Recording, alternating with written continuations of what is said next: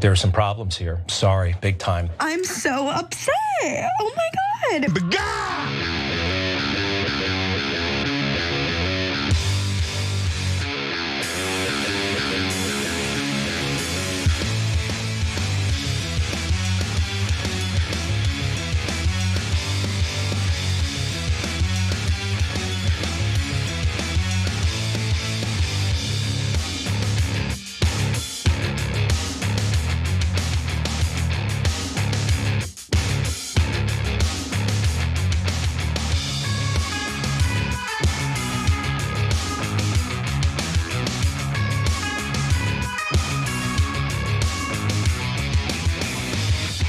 Welcome to TYT. I'm your host, Anna Kasparian, and you are in for a treat. We have a jam-packed rundown full of stories that you have to know about, okay? You wanna be in the know. You don't wanna be one of those dopey people who has no idea what's going on in the world. If you wanna know what's going on, you tune in here to the Young Turks. Anyway, we're going to give you the latest updates on the Epstein files, including what Ghislaine Maxwell said before the House Oversight Committee today. They did hold a hearing. The members of the House, also some members of the House Oversight Committee, were able to review the unredacted Epstein files. So we'll hear from Jamie Raskin in regard to what he saw as a result of that. I mean, how much can you see in just a few hours? But he does have something he wants to share with us, so we'll get to that at the top of the rundown today. We'll also talk about Reid Hoffman, a Democrat mega donor, and just how often he's mentioned in the Epstein files. We'll give you an update on potential war with Iran. There were some negotiations over the weekend. I want to give you some updates on that. Lots to get to as always, but I do want to let you know, I'm gonna talk about the Bad Bunny Super Bowl performance. Obviously, lots of manufactured culture wars and nonsense about that. So I'll be talking about my thoughts on the performance and also some of the backlash in regard to the performance in the bonus episode for our members. Only our members will have access to it. It will be behind a paywall. So if you want to watch, you can just go to tyt.com/join to become a member, or just hit that join button if you're watching us live on YouTube. All right, let's get to our first story. As expected, Ghislaine Maxwell took the fifth and refused to answer any questions. This obviously is very disappointing. We had many questions to ask about the crimes she and Epstein committed, as well as questions about potential co-conspirators. Her attorney said that she would answer questions if she were granted clemency by the president. Trump.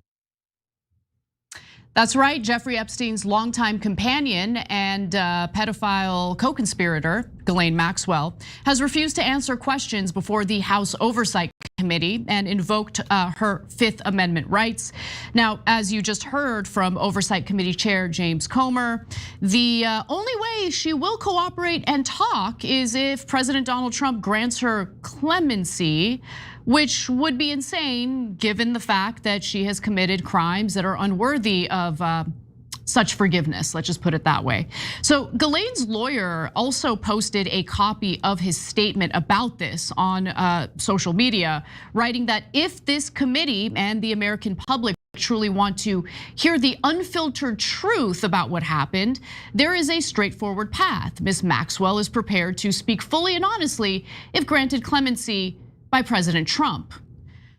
Now, Trump could immediately rule out clemency for Ghislaine Maxwell, which is what a sane president would do, given the fact that she was helping Epstein procure and in some cases even rape underage girls. That's what Ghislaine Maxwell was up to. So the notion of ever granting her a pardon or clemency is absolutely crazy.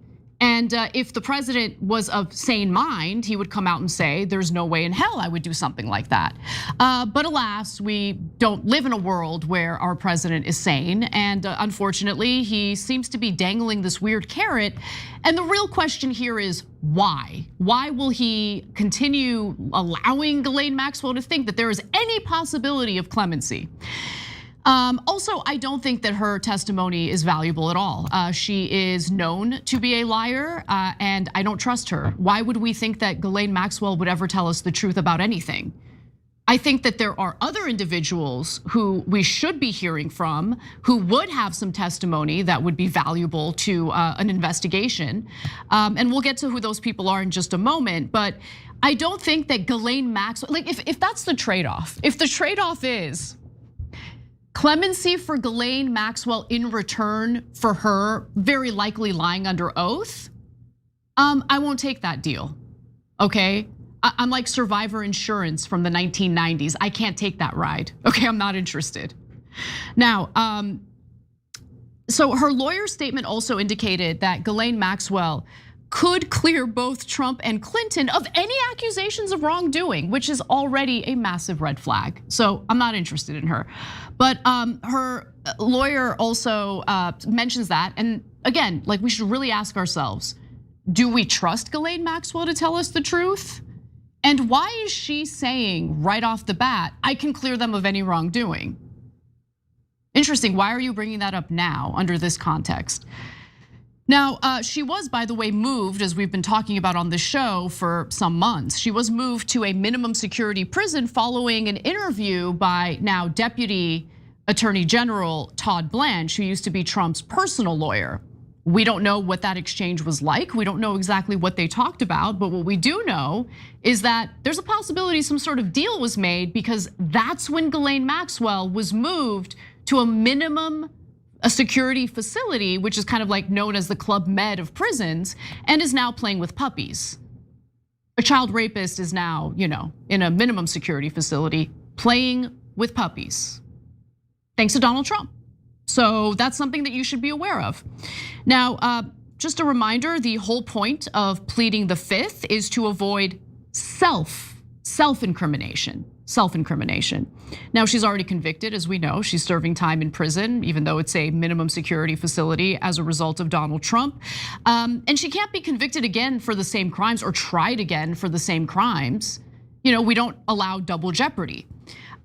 She's going to be asked about the co-conspirators. So how is this about protecting yourself from self-incrimination when the House wants you to testify specifically about Epstein's co-conspirators? You'd be theoretically incriminating other people, depending on what that testimony ends up being. Now, Congressman Ro Khanna actually called this out in particular, and I think he makes a good point. Take a quick look. I submitted to Comer a letter with 6 or 7 questions. Things like, who were the other co-conspirators? Who were the other men who raped these underage girls? Did she have any conversations about a deal with Donald Trump? Now, she's taken a blanket Fifth Amendment on any question. And my view is that many of my questions don't in any way incriminate her. So we'll see what she does. But there's 7 questions that I have specifically asked. And the assumption is she's pleading the fifth to each one of those. And the American people will see that there's an inconsistency. Why did she not plead the fifth when Blanche asked her questions? And now she's pleading the fifth about things that don't implicate her, but may implicate many of the other powerful people in the Epstein class that committed these crimes. Well, the suspicion with Todd Blanche, of course, is the fact that he very likely met with Ghislaine Maxwell to make some sort of deal to ensure that nothing dirty comes out about Donald Trump. Todd Blanche wasn't there on behalf of the American people. Todd Blanche was there on behalf of his client, Donald Trump. And once, promises were made, that's likely why she was moved to a minimum security facility as a child rapist. That's what she is. She's a disgusting serial child rapist. That's Ghislaine Maxwell, who is now with a straight face asking the president of the United States for clemency. And we live in a world where we don't know whether the president will abide by that, when we should live in a world where it's abundantly clear that the president wouldn't even think about it. But unfortunately, we don't live in that world. So in the meantime, members of the House Oversight Committee, including Representatives Thomas Massie and Democratic lawmaker Jamie Raskin, reviewed some unredacted Epstein files. And while I'm sure they were unable to go through millions of unredacted files in a short period of time, Congressman Jamie Raskin left the room, spoke to press, and disclosed a little of what he learned. Take a look. Epstein's lawyers synopsized and quoted Trump as saying that that Jeffrey Epstein was not a member of his club at Mar-a-Lago, but he was a guest at Mar-a-Lago, and he had never been asked to leave. And that was redacted for some indeterminate, inscrutable reason. I know it seems to be at odds with some things that President Trump has been saying recently about how he had kicked Jeffrey Epstein out of his club or asked him to leave, and this was at least one report that appears to contradict it. Look, I have no reason to believe that Raskin is being deceptive there, okay? He says that's what he noticed, I believe him, and again, it's just another reason why an actual in-depth investigation needs to be conducted. But that also kind of gives me a red flag, to be quite honest with you.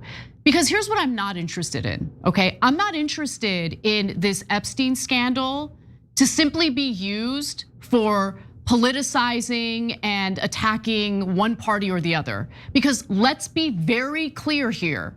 There are both Democrats and Republicans implicated in the Epstein files, full stop.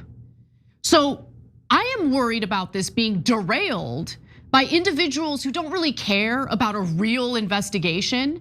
They just want to turn this into more tribal politics BS. And I've got no patience for that. Okay, there are people who should really be looked into here. Leon Black, for instance, who was one of the head honchos over at Apollo Group. He was forced to step down in 2021 after allegations of raping a 16-year-old autistic and Down syndrome girl came up. I would really like him to be looked into. I don't know what his political affiliation is. I don't really care, because for me, this is not a political story. For me, this is a story about rich, powerful people engaging in criminality, including the rape of underage girls, and essentially having a cabal of politicians and powerful people providing cover for it for decades. That's what this story is really about. It's about Epstein working for intelligence organizations, foreign intelligence in particular, in order to gather blackmail on powerful decision makers and policymakers in our country, and use that blackmail as leverage in order to influence US foreign policy. That's the story. That's what I want Raskin to maybe hyper focus on. I get that he hates Trump, I get it. But expand your horizons a little bit past your hatred for Donald Trump. I'm sure that you might find other things in there that are incriminating in regard to Donald Trump. I don't really care to focus on one person and one person only for political purposes. I want answers. And I want answers when it comes to all the various bad actors in positions of power in this country. Heads should roll. Now, it's worth noting that the latest file dump by the Department of Justice included a document also indicating that on the same day that the FBI opened a child sex trafficking case against Epstein in 2018, that was the same day that he ordered 55 gallons or 55-gallon containers filled with sulfuric acid to be delivered to his private island. If you're not familiar with sulfuric acid and what criminals like to use it for, it's known to dissolve human bodies, including bones. Hey, but you know what? According to various people in Trump's administration, nothing to see here, nothing to see here. Batya Ungar-Sargon went on CNN with a straight face, said, there's no indication of criminality here. This is boring, I'm bored, right? I'm not bored. I'm furious, and anyone in media or politics telling you, oh, this is nothing. Americans don't care about this. Scott Jennings is another one on CNN. The American people don't care about this, really? Seems like the American people do care about this, which is why Congress was compelled to pass legislation requiring the DOJ to release the documents. And anyone who's trying to minimize or belittle what we're learning is super suspect. Let's just leave it there. But I want to move on and pivot to something a little different, though it's certainly related to this story, and it's some of the other things that we've learned from the Epstein files. So, while the House Oversight Committee continues to investigate the Epstein files, I want to give them a little bit of advice. They might want to consider including an investigation into Epstein's death specifically. Because now, thanks to the Epstein files, we're learning some more fascinating information, let's just put it that way, that makes us maybe question the official narrative surrounding Epstein's death. Now, I personally have always been suspicious of the allegation that he took his own life. I don't believe that he did, okay? I suspect that something else happened, potentially foul play. And the reason why I think that is because there had already been inconsistencies that made me question this, but now we have more. So, thanks to the DOJ's release of the Epstein files, we discovered that prosecutors wrote an announcement about Epstein's death a day before he was discovered dead. So let's take a look at the document in question. It says United States Attorney's Office for the Southern District of New York. And if you look at the date, right there on the top left-hand corner, it says Friday, August 9th, 2019. He was discovered dead on the 10th. Okay, so this document can be found among the dozens of documents in the disclosure labeled as Statements from the Southern District of New York's US Attorney's Office. And again, as you can see, dated August 9th, Epstein was discovered dead August 10th. And look, to be fair, accidents happen, mistakes happen. They might have just made a mistake and wrote the wrong date, typed in the wrong date. This doesn't necessarily prove that there's foul play.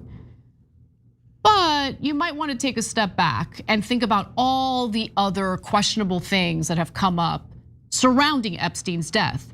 For instance, we also learned something else that raises questions recently. Newly released Department of Justice documents show that investigators reviewing surveillance footage from the night of Jeffrey Epstein's death observed an orange-colored shape moving up a staircase toward the isolated, locked tier where his cell was located at approximately 10:39 p.m. on August 9th, 2019. Fascinating. So there's a still from the video that's been circulating online, and I want to show it to you. The spotlight is on the orange figure that CBS News was reporting on. And by the way, kind of shocking that CBS News reported on this in the first place. But nonetheless, they write that the entry in an observation log of the video from the Metropolitan Correctional Center appears to suggest something previously unreported by authorities. Quote, a flash of orange looks to be going up the L-tier stairs, could possibly be an inmate escorted up to that tier. But the FBI, interestingly enough, had a different version, had a different interpretation from the Inspector General logs. So the FBI log describes the fuzzy image as possibly an inmate. The Inspector General logs it as an officer carrying orange linen or bedding, noting it in their final report as an unidentified corrections officer. Now, the final report by the Inspector General stated the following. At approximately 10:39 p.m., an unidentified correctional officer appeared to walk up the L-tier stairway and then appeared within view of the camera at 10:41 p.m. Now, official reports do state that Epstein died by suicide sometime before 6:30 a.m. if you're wondering about the timing. They don't have an exact or specific time when he died. And his body was discovered by a corrections officer delivering his breakfast. So he was discovered in the morning. Now, the official review of Epstein's death does not even mention the figure in orange, which is weird. Why not? Bill Barr and others claimed that no one entered Epstein's housing tier the night of his death. Not just that they didn't enter his cell, that they didn't enter his housing tier. That's what they said. Okay, Dan Bongino, who used to be the deputy FBI director before he stepped down, said on Fox and Friends that there's video clear as day. He's, meaning Epstein's, the only person in there and the only person coming out. You can see it. No mention of the yellow figure. And there's also some interesting in-depth analysis that CBS did. And honestly, I'm not being sarcastic here. Here's what they found. This is so fascinating. In an in-depth analysis of surveillance video from the jail, CBS News previously reported on the figure on the stairs and consulted independent video analysts who said the movement was more consistent with an inmate or someone wearing an orange prison uniform than a corrections officer, which obviously makes sense. Why would a corrections officer be wearing that bright yellow inmate color? That doesn't make any sense at all. So CBS interviewed prison employees who said that escorting an inmate at that hour would have been highly unusual, okay? A separate internal presentation included in the document release described a corrections officer believed by investigators to be Corrections Officer Tova Noel carrying linen or inmate clothing up to the tier. However, get a load of this. The 2023 Inspector General report did not identify Noel as the figure seen in the footage. In her interview, okay, Noel told investigators distributing linen was not part of her duties. Quote, "I never gave out linen, ever," she said, because that's done on the shift prior. But there's more. Then there's the fact that a noose was never definitively identified. I'm not making that up. A noose has never been definitively identified. Remember, he hanged himself allegedly. That's how he allegedly committed suicide. Well, investigators say that they interviewed corrections officer Michael Thomas, who said he told them that he discovered Epstein in his cell shortly after 6:30 in the morning on August 10th, and that he ripped Epstein down from the hanging position. When investigators asked him, okay, well, what happened to the noose? He said, "I don't recall." This is a direct quote. "I don't recall taking the noose off. I really don't. I don't recall taking the thing from around his neck." The other corrections officer, the woman we were talking about earlier, Tova Noel, said that she never saw a noose around Epstein's neck. Now, according to the Inspector General's report, a noose collected at the scene was later determined not to be the ligature used in Epstein's death. So where's the noose?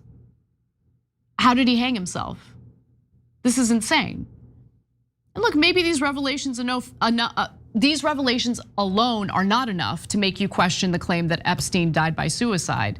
But again, if you take a step back, there are other things that should raise eyebrows for sure. So for instance, Epstein's former cellmate, Nicholas Tartaglione, claimed in a pardon petition filed last summer and recently obtained by the Daily Beast that Epstein was deliberately left unprotected in federal custody. Why would they do that? Okay, well, maybe they made a mistake. But he also says, and he's a former police officer convicted of multiple murders, alleged that prison officials knowingly housed Epstein with an accused mass murderer despite earlier reports that the disgraced financier had raised concerns about his safety weeks before his death.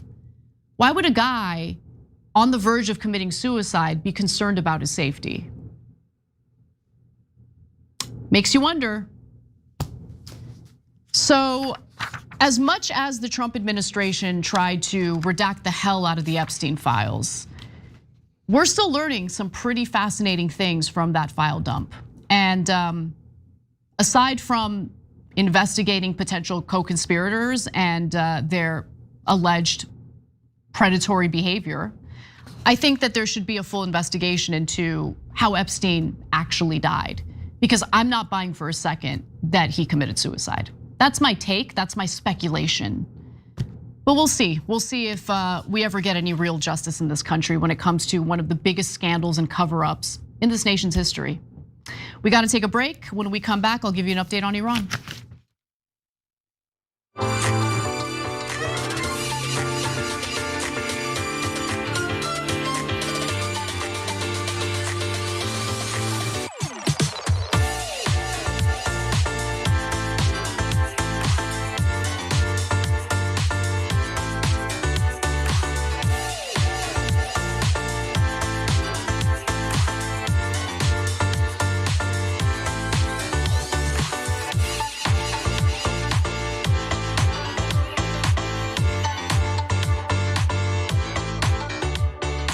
What's up, everyone? Welcome back to the show. Our first social break of the day. Aussie Dragon in our members section asks a good question. TYT, I hope you cover the Israeli Prime Minister's visit to Australia and the police brutality on our peaceful protest in Sydney last night. I was there and witnessed it all. Disgusting. I have to be honest, that story did not hit my radar at all. Not because I was ignoring it, but I just didn't come across my feed. I promise you, I will look into it. We don't have it for today's show, obviously, but if we have space for it tomorrow, I might consider covering it. But thank you for letting me know about the story. Kevin Shea says, Anna, you look beautiful as usual. Thank you so much. I appreciate that. William King says, Anna's always stunning and I'm gay. I don't have a horse in this race. Thank you. I appreciate it. Lydia Richardson says, all flights from Canada had to stop going to Cuba because they have no gas to come back. Very discouraged about the United States. They've never cared about Cuba. Well, I mean, I think there's quite a bit of evidence showing that our government doesn't care about a lot of different countries. But if you bribe them, they'll literally put their own people on the back burner. Our government will literally put the American people on the back burner to work for you. Okay, like as Israel knows all too well. All right, let's go to Arcane Eclectic, who says, very best case scenario, Trump knew all about what Epstein was doing and said nothing about it. That's best case scenario. I agree with you, that is the best case scenario, but he's acting as though there's something much worse that he's trying to cover up. You get what I'm saying? So who knows if we'll ever find out.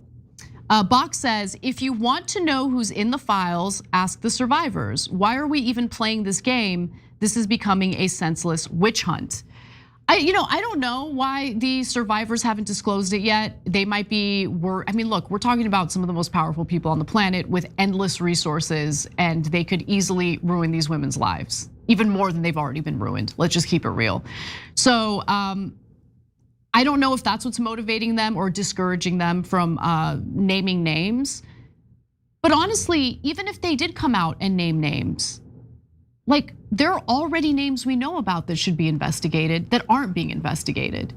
I think the fact that the victims' names were disclosed and unredacted in the DOJ file dump, whereas the predators were redacted, their identities were redacted, that kind of shows you how all the power seems to be behind the perpetrators, not the victims. And that's a scary place to be as a woman. So, and honestly, even if they came out and named names, what good is that? You need an investigation to confirm that these individuals who've been accused have actually done what they've been accused of doing. Hurley 666 says, Anna's on fire out the gates and on a Monday no less. Thank you. I hope you guys enjoyed the show today. I'm really excited about it. Just really great stories that we spent a lot of time researching and getting ready for you guys. And welcome to all of our new members, including Wee Dieter and 81B Slians. All right, love you guys. We'll get right back to the show right now.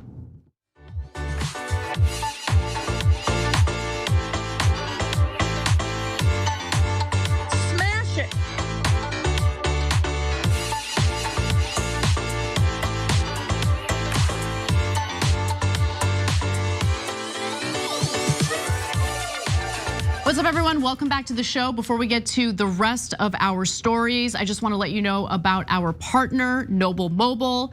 If you're tired of the doom scroll, you're not alone. The entire system is designed to keep you glued to your screen while the billionaire owners of big wireless profit from every minute you're on it. But with Noble Mobile, they will pay you for the data you don't use. And you can learn more about that by going to tyt.com/switch. That's tyt.com/switch. Right now they have an incredible promotion where they usually charge for $50 a month, but for the first month, they will take $40 off, meaning you'll only pay $10 for your first month.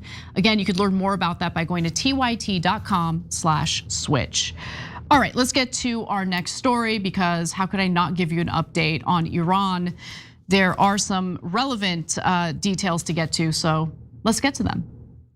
Israeli Prime Minister Benjamin Netanyahu is set to meet with President Donald Trump at the White House later this week on Wednesday, which would mark the 6th time they have met during Trump's second term, so in a little over a year.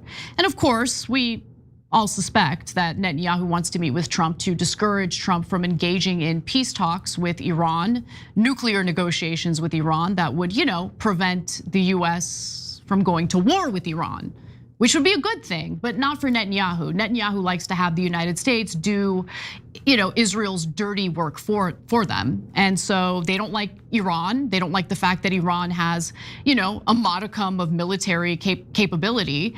And as a result of that, Israel isn't completely unchained, can't do everything it wants to do. There is a little bit of backlash or pushback from Iranian proxies like the Houthis and Hezbollah. And so Israel wants to do away with Iran's military capability entirely. Iran will not co-sign onto that. And so that's where we have these negotiations kind of breaking down. You have the US in the middle, which is Israel's bitch, of course. And then you have Iran, which is like, yo, okay, we're willing to play ball when it comes to nuclear weapons, but not when it comes to missiles. Because we as a sovereign country should have the right to defend ourselves. And considering the fact that Israel's in the region, who wouldn't want the capacity to defend themselves when you have this belligerent country that has attacked literally every single one of its neighbors and has stolen land from its neighbors? So with that in mind, let's talk a little bit about what we're learning. Now, Axios had reported that initially Netanyahu was gonna meet with Trump on the 18th. But after Steve Witkoff and Jared Kushner met with Iranian, negotiators just recently, this past weekend, Netanyahu was like, can we move that date up, please? Can we move that date up? So they moved the date up. Now Bibi's gonna meet with Trump on Wednesday. Now the meetings, which involved Jared Kushner and Steve Witkoff, did not reach a conclusion, unfortunately. But the fact that the meeting even happened is a very good sign, because prior to the meeting, Iran made it very clear, we're not open to negotiating about our missile program. Okay, that's not something we're gonna talk about. You wanna have a discussion about a nuclear deal, a new nuclear deal? Great.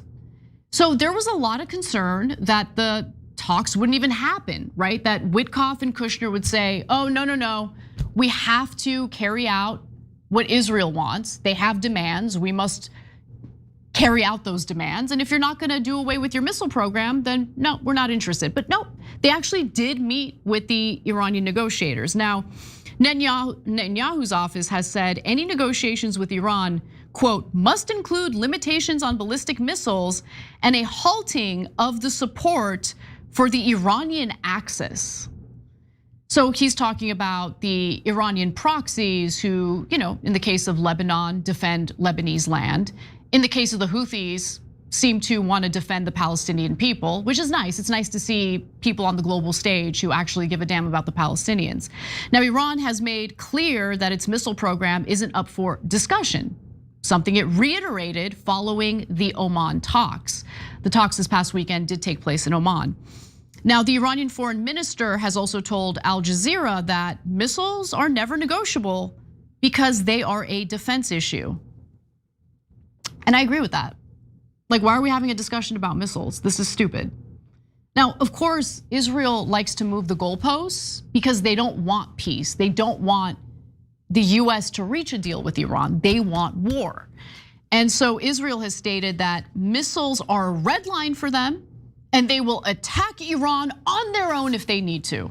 Well, we all know that Israel would be like absolutely destroyed by Iran without the help of the United States.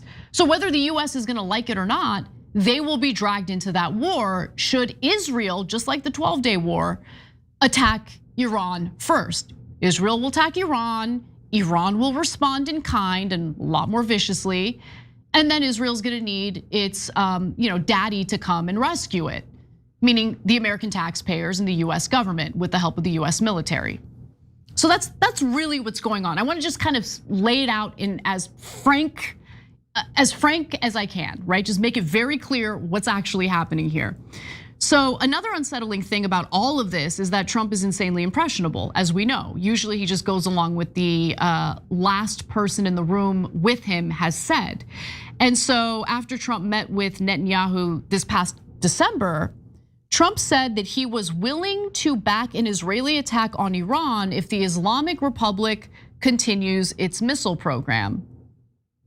So who knows what Trump is willing to do, right? All he needs to do is meet with Netanyahu. Who knows what Netanyahu tells him behind closed doors, and then Trump obeys, like Israel's bitch.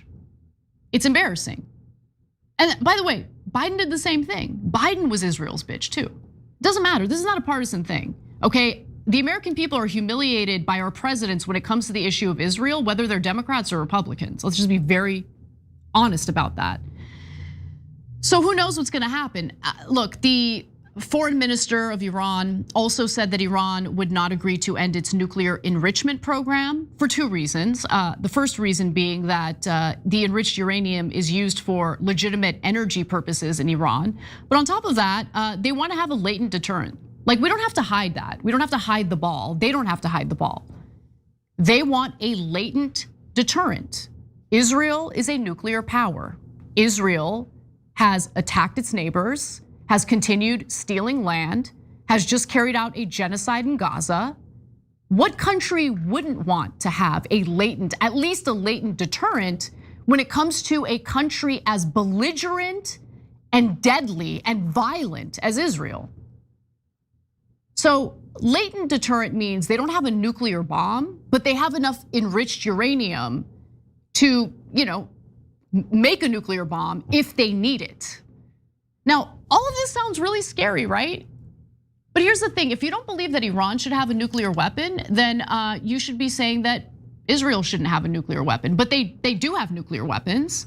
And in fact, the whole nuclear program in Israel is a clandestine program that's not part of the non-proliferation treaty. For all the talk that we hear about the JCPOA and all of the safeguards incorporated in that deal to ensure that Iran wasn't developing nuclear weapons, who's checking in on Israel and what they're up to with their nuclear weapons? No one, because Israel is above the law. Israel gets that double standard, gets a benefit from that double standard. They get to break every international law. They get to have a clandestine nuclear program that they acquired thanks to Robert Maxwell, Ghislaine Maxwell's father, stealing US nuclear secrets and sending it over to Israel. Some of which, by the way, Israel then sold to the Soviets, who were our enemies at that time. Our special ally, right? That's our special ally. So special that we might spend resources we don't have and risk the lives of our soldiers to fight a war in the Middle East on their behalf. Yeah, it's great. Now here's what I actually think is happening here. I don't believe Trump is interested in a nuclear deal at all. I think what's really happening here is these nuclear talks and negotiations are all fake, it's all theater, and it's all meant to buy time. Now the Iranians might be doing this to buy time, but I do think that when you look at the whole of the Trump administration's foreign policy, I think it's pretty easy to understand that we're not militarily ready to go to war with Iran. We're not. Now think about it. For years now, we've been shipping weapons over to Ukraine. We've been shipping weapons over to Israel for their genocide, right? So our weapons inventory is depleted to some extent. We have a massive military buildup in the Caribbean still. So in terms of like preparedness to go to war with a country that has a that has a military capability far more advanced than Iraq ever did, I think they're just buying time. I think that's what's actually happening here. Because Israel gets what it wants. So in my mind, we're already there. We're already at war with Iran. And it's a disaster for the American people. It really is. We're already $38 trillion in debt. Part of the reason why we are in so much debt is because of the trillions of dollars we've spent on fighting foreign wars, Middle Eastern wars on Israel's behalf, and we're gonna get dragged into doing it again. Plus, we're also learning now that Iran has obtained, this is amazing, it really is, unexploded US bombs from the 12-day war. Remember when the US bombed Iran's nuclear sites? Well, the foreign minister is now confirming that the ordinances at sites like Fordow, Natanz, and Isfahan struck by US B-2 bombers and Tomahawk missiles during the June 2025 12-day war poses risks that could delay IAEA inspections. Now that's why he mentioned it, but in mentioning this, he's basically confirming, yeah, we have unexploded bombs. And so there are people who are concerned that Iran could reverse engineer these weapons and have even more advanced military capability, more advanced weaponry. But experts are dismissing the idea due to Iran's delivery limitations, meaning what's necessary or needed to deliver said bombs or launch said bombs. Who knows what's true when it comes to that? I mean, there's a reason why you have scientists assassinated in Iran by the Israelis over and over again. I'm pretty sure they can figure it out. But there are costs to striking Iran, there are costs to a hot war with Iran. And it doesn't really seem like anyone is sitting down and thinking about that carefully, strategically. Instead, we have a government that is bought off by foreign actors, and these prostitute politicians will carry out what's best for the foreign actors, not what's best for the American people or our soldiers. That's what we're dealing with. So that's the latest update. I really hope that my speculation is incorrect. I really hope that Trump isn't just trying to buy time and get the military ready for a hot war with Iran. We'll wait and see. But if you listen to Douglas McGregor, who used to be the man giving Trump foreign policy advice in his first term, things are not looking good. Let's just put it that way. So let's take a break. When we come back, we'll talk a little bit about how these wars and the debt that comes along with them has persuaded various Trump administration officials to get us to work longer to pay down that debt. We'll be right back.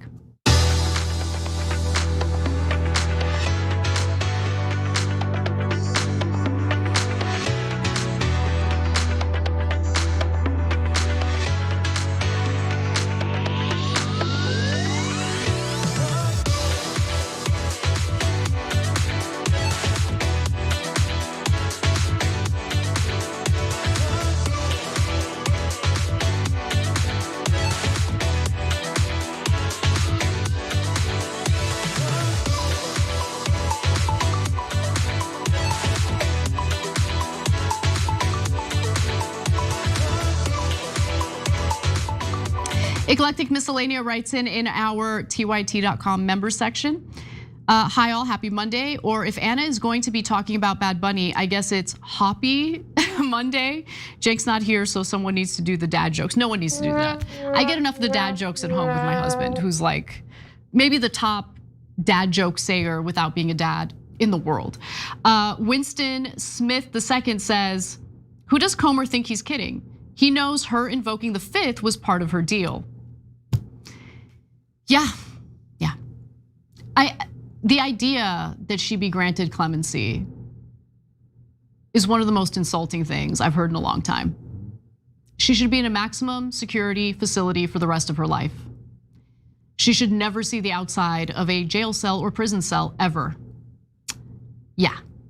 All right, Navinik says, I love the artistic elements, symbolism, and the message. This is about the Bad Bunny performance. I knew who he was, but wasn't familiar with his music. Would have been nice to know the songs. So it's funny because I'm not like a huge Bad Bunny fan, but there are a few of his songs that I do really, really love, and I like practice salsa or cha-cha to them. And he sang all of them yesterday, so it was great. I personally really enjoyed it, but I'll give you more detailed thoughts in the bonus episode for our members. All right, Delaware Dragon says, yeah, no clemency deal for Maxwell. Why would anyone fall for that? She could clear both Trump and Clinton, but doesn't clear herself, right? By the way, by saying I could clear Trump and Clinton, I mean, that's already a red flag that she's only gonna protect certain people. All right, let's go to our super chats. We have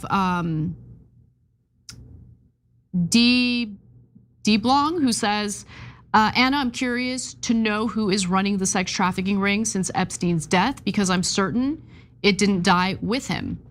I don't know. I don't know about that. I wouldn't be surprised either, but who knows? Here's what I do know.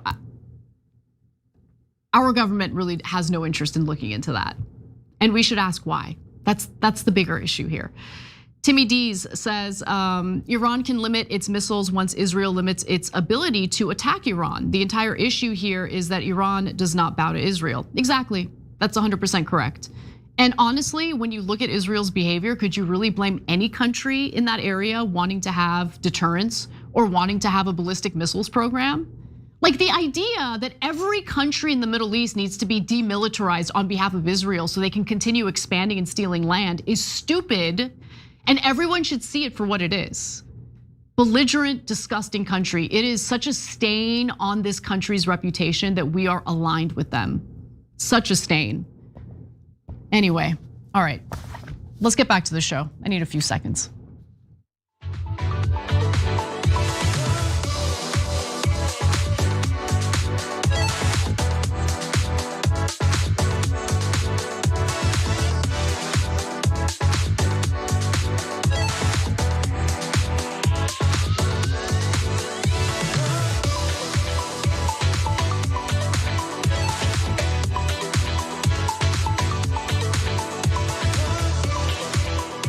All right, folks, we're moving and grooving. Now, if you're not already riled up by the news that I've shared with you, buckle up because this will rile you up. If we could get the average American, because they feel healthy, they're vital, they're strong, they have agency over their future, to start working a year earlier, right out of high school, or work a year later, not retire, or work better during their lifetime because they're healthy, it would generate about $3 trillion. $3 trillion to the US economy. That would more than remove the debt. Why should average Americans have to pay for problems created by Washington? And you can see that the national debt could also be eliminated by taxing the ultra rich. Yeah, that could happen. You know, we could just increase the Social Security tax cap so wealthy people are paying into the system more. But no, that's not what Dr. Oz would like to do, okay? Mehmet Oz would like us to work longer, would like ordinary working class Americans to retire later, begin working earlier, so we can pay down the national debt. Lovely, lovely. So for all of the Israel supporters who are watching the show right now, and you think it is justified to take out debt, that's what the US does, take out debt, and hand it over to Israel so they can commit atrocities, understand that there are consequences to ordinary Americans when we do that. When our national debt continues to rise, when we are spending $1 trillion a year on simply servicing that debt, simply paying the interest on that debt a year, every year, understand how we got there. And maybe reconsider your unwavering support for a tiny, irrelevant country in the Middle East that is guilty of breaking international laws and has committed a genocide. Consider it. Anyway, for reference, let's take a quick look at the national debt, shall we? Because currently it is now way past the $38 trillion. And that costs quite a bit of money, okay? So if we were to pay that down, I mean, that amounts to $112,715 of debt per US citizen. That is insane, absolutely crazy. So this is according to usdebtclock.org. And so those numbers were the numbers as of 10 a.m. this morning, Pacific time. Now that comes out to $350,000 per taxpayer, okay? So per the Peter G. Peterson Foundation, the US is spending about $3 billion per day on servicing the national debt. So who's to blame for this mountain of debt? We should understand how we got here in the first place, and the Uniparty is definitely to blame. This is not a Democrat or Republican thing. There has been outrageous, irresponsible spending on things that we should not be spending on under both Democratic administrations and Republican administrations. Democratic presidents have added a total of $18 trillion to the national debt since 1913, adjusted for inflation, while Republicans have added $17.3 trillion. Do you guys understand the theater, the kabuki theater of partisan politics in America? Because I really need you to internalize it. I get it, there are differences when it comes to the manufactured culture wars. I get that. And they certainly have a vested interest in keeping ordinary Americans divided based on BS. But when it comes to stuff like this, they are united. Look at this graph. What a fun graph to look at, right? This graph represents the national debt. And so it shows you the outstanding debt of the US government from 1970 to 2025. And you'll notice that the slope of the graph starts increasing pretty steeply, okay? Right around the year 2000. Wow, what happened then? Well, that was the year George W. Bush took office, of course. And before long, the US would launch its war on terror. Preemptive war, an invasion in Iraq. Why did we do that? Could it be that Israel was goading us to go to war with Iraq under a false pretense of weapons of mass destruction, and then failed to send a single IDF soldier, of course, but thousands of our soldiers died.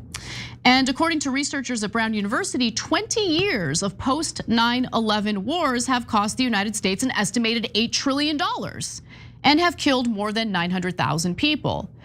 So if I were in Dr. Oz's position, rather than telling working class Americans they need to begin working earlier in life and retire later in order to pay down this debt, I would hit up the government of Israel and say, yo, maybe it's time for you to pay us. But that's not gonna happen because our government is beholden to Israel. Anyway, keep all of this in mind as you watch Dr. Oz defend his comments. There are many ways of dealing with the debt, but ultimately my agency, CMS, we don't just regulate, we're the payers. And we should be using the money we pay out to save lives and improve the quality of life of the American people by making them healthier. If we do that, we unlock, Wolf, the greatest asset we have as our people. Right? It's not the energy we have under our turf. It's not all these other things we might quibble about. It's the people of America that are our richest asset. If we make our people healthier, they'll want to participate in life. You shouldn't work longer because you have to. You should work longer because you want to. You should retire. But you won't. Why not? Because you love the job and you're good at it. He shouldn't retire. No, I know. No, in theory. I still wake up every morning and look forward to reporting the news. That's what you want. You want to be here because you love it. If people get out of high school and we don't hold them back from being able to get a job and get involved in the work economy, if we don't provide ways for folks to leave the workforce, or they're forced to because they don't feel well because we're making them healthier, and if they want to work longer into their lives, I don't want to retire. I'm 65, right? Why would we retire? We want to do more and we want to live the dreams that we still have. And that's what America should seek.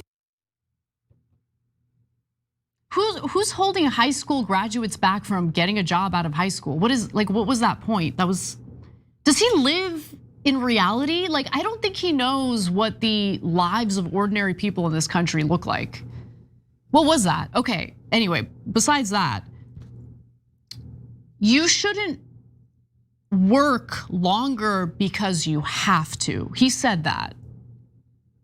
While he is advocating for Americans retiring later in life so we can pay down the national debt. First of all, that is not a solution to whatever issues we might have with funding Social Security. And guess what? While I'm sure Wolf Blitzer loves his job and wants to work, I don't even know how old he is. I mean, he might be in his retirement years already. Who knows? Whatever. It doesn't matter. I don't care what Wolf Blitzer wants to do. I don't care what some hedge fund manager wants to do or how long or late into his life he wants to work. Okay, there are a lot of people who do jobs that go beyond sitting at a desk and looking at a computer all day or speaking in front of a camera. And by the way, I have a job that's not physically taxing, right? I wish it was a little more physically taxing. I could use the exercise, but I don't want to do this past 65. I don't know if I want to do this past 45. Okay, people should have the option at 65 to retire and do nothing if they want. Absolutely nothing. People at 65 should have the ability to walk away from their career and pursue something that they're actually passionate about, but they know doesn't make much money, but they're gonna be okay because they're in their retirement years. They built that nest egg. Okay, having government officials tell the American people that they need to work more, that they need to work longer in order to clean up the mess our government put us in is infuriating. And if you happen to be an American watching this right now and you're infuriated by it, let these politicians know. Let them know. Because I promise you, if people don't speak out and if they don't push back aggressively, what you're hearing from Dr. Oz is the A/B testing that Cenk talks about when it comes to the Trump administration on this show, right? Just testing the waters. Let's see what'll happen if we suggest raising the retirement age to who knows what they want to raise it to at this point. And I think the overwhelming response from the American people should be, suck it, and no, we aren't gonna retire later. We've done enough. And for God's sake, please stop sending our money to Israel. Please stop taking out debt to support a genocidal regime. Is that too much to ask for? I guess it is, but we're gonna keep doing it anyway. Anyway, all right, we've got some time, so I wanna move on to a fascinating discussion that Tucker Carlson had with Ray Dalio. He is a hedge fund manager, and he's one of the hedge fund managers who, says things about our current economic situation that I actually value because I think he has some interesting insights here. So without further ado, let's get to it. So where are we now, given the 5 factors that you outlined? Where is the United States, or even really the West, will include Europe, in this very familiar cycle of rise and fall? The United States is the strongest power, which has been in relative decline. So we are at what I would call stage 5 in a 6-stage cycle. The 6th stage is when there's a breaking down of these orders. We're not there yet, but we are close to there and headed in that type of direction. Goody, really looking forward to that. Well, President Donald Trump has just nominated a new chair for the Federal Reserve. And in order to understand whether this individual would, foster an economy favorable to working class Americans, I really do think it is worth hearing from Ray Dalio's recent discussion on monetary policy, because that's what the Fed deals with, monetary policy. Now, Dalio, who's a billionaire hedge fund manager, explains that the United States is on the brink of a real crisis. Take a look. What does a breakdown look like? What does stage 6 look like? Well, from the monetary point of view, it is that the demand for the reserve currency is not sufficient to meet the supply. You are seeing a movement by central banks and countries to hold gold as an alternative reserve currency, partially because of that supply-demand situation, and partially because they worry that there may be a payments problem. So in other words, other countries perceive a risk in holding dollars because, well, for lots of reasons, but one of them is, like, if the United States government at the time doesn't like you, they can grab your dollars. That's right. So it's not worth it. Right, and it's a risk that both the debtor and the creditor have to each other. So in this portion of the discussion, Tucker and Dalio are talking about 2 different things that are relevant, right? So on one hand, they, in the very end there, they were discussing the US sanctioning a country that holds US dollars, and when that happens, they lose access to those US dollars. And so other countries on the international stage might be wary of holding US dollars, knowing that the US at any moment can just decide to sanction you and deprive you of those resources. There's another thing happening though at the same time. Now, when we talk about the US being in debt, what does that mean? Well, you have other countries or investors, for instance, buying US debt through treasury bonds. That's what treasury bonds are. So when you're buying US bonds, you're providing liquidity to the federal government, which it could then use for whatever reason. But the US is supposed to pay you back with interest, okay? So if you guys have been paying attention to some of the credit rating related news when it comes to the US economy, you'll notice that we've been dinged in the Moody's credit rating, for instance, and it's because of the volume of debt the United States has accumulated, over $38 trillion at this point. So that makes investors a little bit scared to buy US bonds because they're worried that maybe we're getting to a point where the US can't be trusted to pay back. Okay, so there's that fear as well. So you are seeing this trend now where various countries, various investors, instead of investing in the US dollar, they're investing in gold or silver. Okay, that's been a big story. So when we talk about the Federal Reserve printing money, Dalio is about to outline exactly what we mean by that. So take a look. The United States can feel vulnerable if they can't sell enough of those bonds to others, and if the demand isn't, because then interest rates would have to rise because of the supply demand, too much supply relative to demand. To make it more appealing to buyers.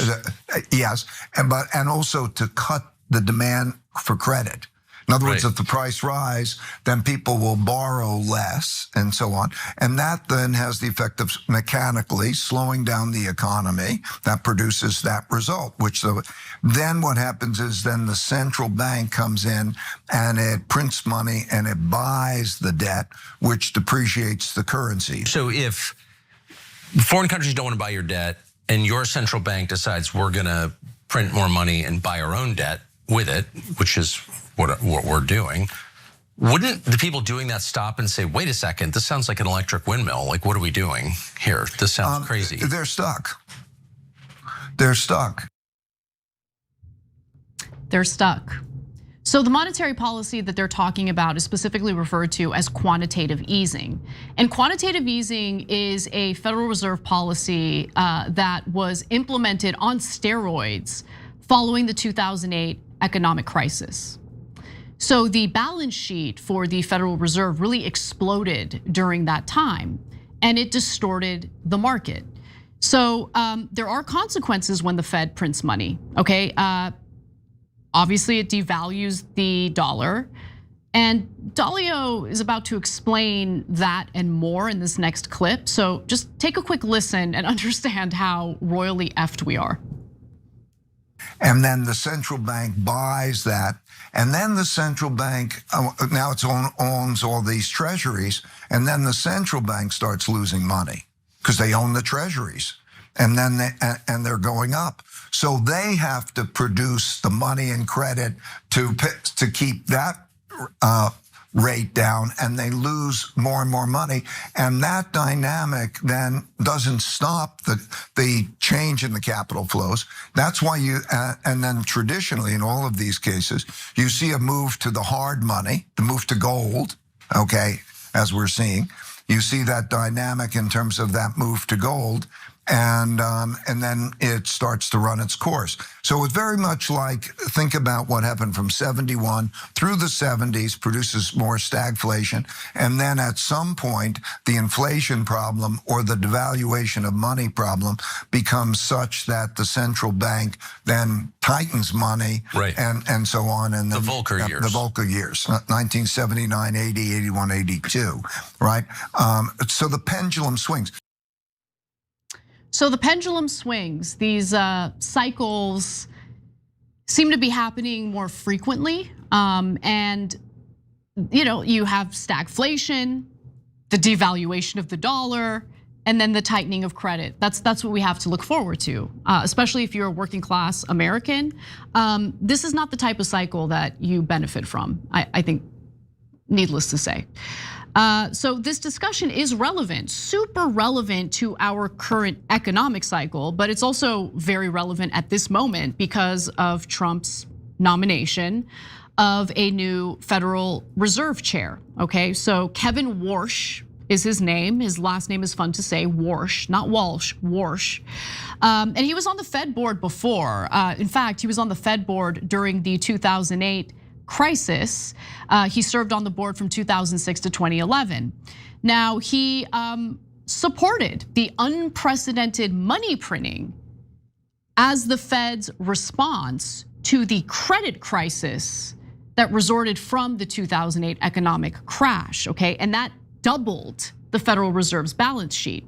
So in this next video, you are about to hear Warsh explain his rationale for flooding the system with liquidity by printing money. You were on the Federal Reserve Board of Governors during the financial crisis of 2008, which led to the worst economic contraction since the Great Depression and unemployment in this country of 10%. Let me give you some sense of the magnitude of the Fed's action. Between the first and second quarter of 2008, the Fed's balance sheet, measure of the supply of reserves in the banking system, the balance sheet doubled in the space of a quarter from $1 trillion to $2 trillion. But first tell me why you supported that dramatic infusion of money into the markets in 2008. And the job of the central bank is to show up with all sorts of money, there's that dirty word again, and get those markets to function. Not to set prices, but to make sure that buyers and sellers could clear. And the central bank was there to provide liquidity when no one else would. It was an emergency. Right. So you're prepared to cross more lines than you would in benign times. It was an emergency. Now, the interviewer there mentioned how the Federal Reserve's balance sheet increased from $1 trillion to $2 trillion. $2 trillion, oh, Edwin is here on stage right now and it's just like, oh my God, it's a lot of money. You wanna know what the balance sheet for the Federal Reserve is today? $6.5 trillion. Yeah. So what is Warsh planning to do should he be confirmed as the next chair of the Federal Reserve? Well, interestingly enough, he is on the record saying that he's concerned about the Fed's balance sheet. He is worried about that $6.5 trillion. So he wants to do quantitative tightening, right? Quantitative easing is the policy that we've been discussing. Tightening means, you start decreasing your balance sheet from the 6.5 trillion. Okay, but here's the thing that's really interesting about him. He knows that that is going to spark a crisis. And his whole reasoning here is let the crisis happen. And when the crisis happens, that's when we come back in and do massive quantitative easing. That's what happened after 2008. And that happened to the detriment of ordinary Americans. Now, if you look at charts, you'll see that wealth inequality, that gap, really widened thanks to that policy. Because the haves, they've got the money to buy up assets on the cheap during that crisis. The rest of the American people suffer. And the Federal Reserve printing more money only devalues the dollar further. So this is a disaster of epic proportions. I don't know how to fix it. This is definitely not my expertise and it's above my pay grade. But I'm smart enough to understand how disastrous this is and how Warsh, based on what he claims he would do should he be confirmed as Fed chair, is gonna make the situation worse because he's just gonna repeat exactly what the Fed did after 2008. So that's how the game is played here. And make no mistake about it, the wealthy never miss an opportunity to take advantage of a financial crisis. So that does it for our first hour. We're gonna take a quick break. When we come back for the second hour, we'll talk about the various calls to fire Howard Lutnik, our Commerce Secretary. Why? We're gonna have to come back and I'll tell you.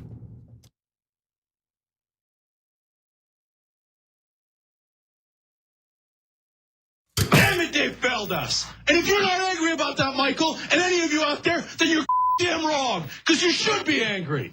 Young Turks. It was genuine. He was mad. Cenk Uygur, known online as one of the Young Turks, isn't afraid to throw some punches. 3, 2, 1, fade up. Cenk the Turk Uygur. What kind of TV station is this? The whole point is for me to yell and scream and tell you what I think. It was right out of like Wayne's World. This guy on this little rinky-dink website is speaking truth to power. We've been averaging 600,000 views a day, beating most of the cable shows in America. We're the largest online news show in the world. We're celebrating our 1 billionth view. Television, we're coming. More politics ahead with Cenk Uygur. He knew that the MSNBC opportunity was an experiment. If Phil and host beat CNN and Headline News combined, at some point, they want to give me a show. Every single year, that comes out of our paycheck. We put it in, and you're saying we were suckers. When you, as a host, tells someone you're interviewing to shut up, that's going to raise a red flag. That guy needed a tall glass of shut up juice. If President Obama's doing the wrong thing, I'm not going to tell you that he's doing the right thing so I can, quote, support him. He says to me, "You won't believe the meeting that I just had." The head of MSNBC talked to me. And they want him off the air. Cenk took an incredible risk. We're supposed to challenge the government. That's the role of the media. The Democrats and the Republicans are here to screw you. And who on the air is saying it? I wouldn't have done what he did. That if I'm going to be a talk show host, I should be the biggest talk show host in the country. I don't think anyone else does it better. I don't think anyone's even close. Before you know it, I'll be back on your TV doing a national show. I guarantee it.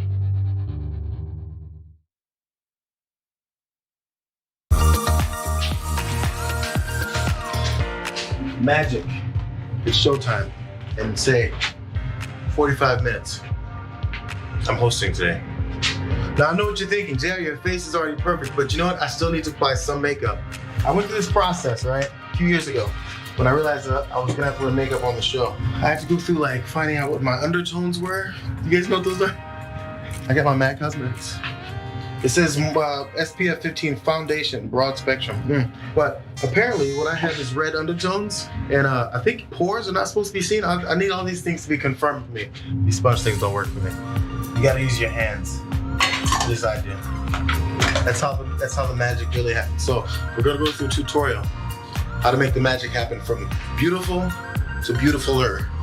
Let's go. I've already been moisturized. That's the first thing. But moisturization already happened. We go raw. All hands. Pick up. Couple streaks. This is the guy way of putting on makeup. We got dots.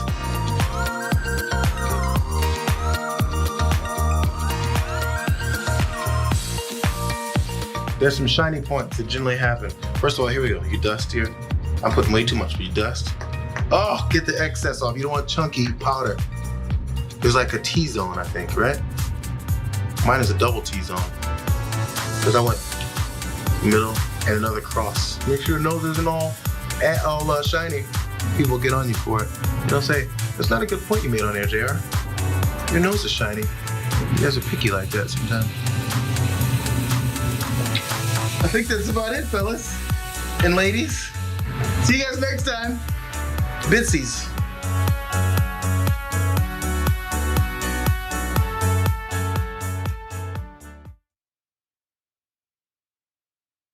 There was a point where I did want to throw hands, but I'm bigger than you. I know you are, but what am I?